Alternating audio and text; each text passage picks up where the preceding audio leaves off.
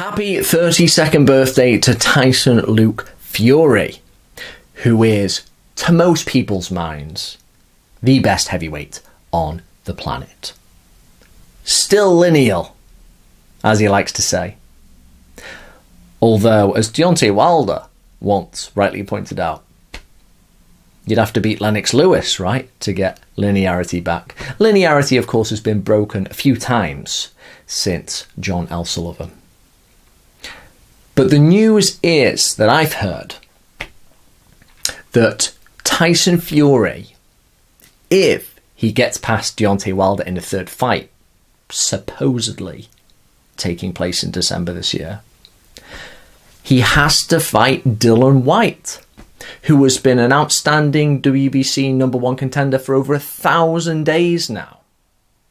I'm not a big believer in Dillian Whyte. I think he's got poor balance. He's a bit sloppy. And boy, he nearly lost that Parker fight. But rules are rules. He really deserves his shot, and I want to see him get his shot.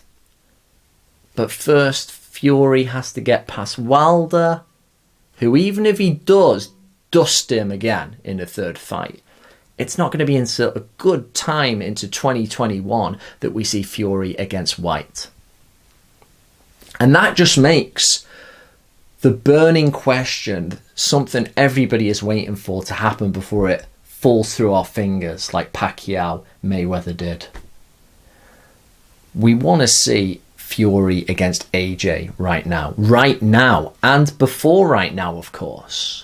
But we could be looking at a situation where we're not going to see Fury against AJ until 2022. This is how long it takes to set fights up. And I've heard AJ's fight against Pulev. I heard an article saying that with or without a crowd, we're going to make this fight happen in December as well.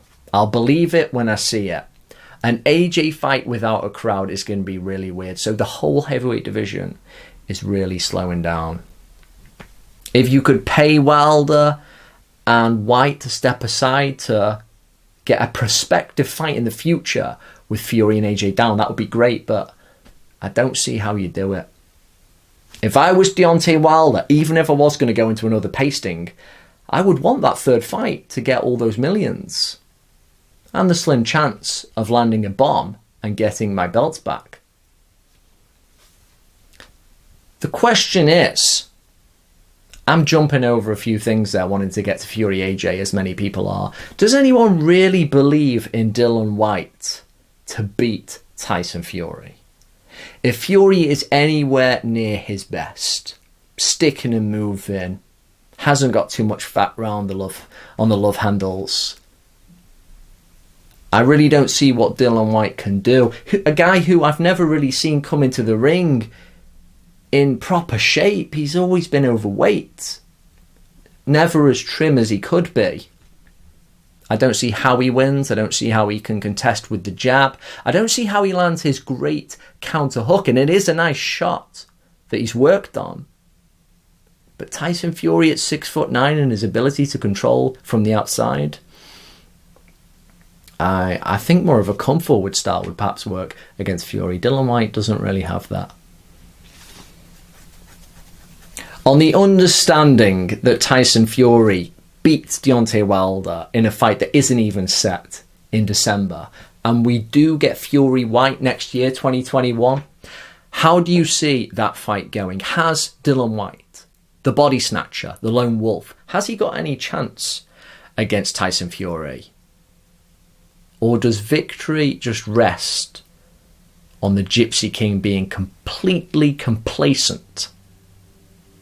What do you think?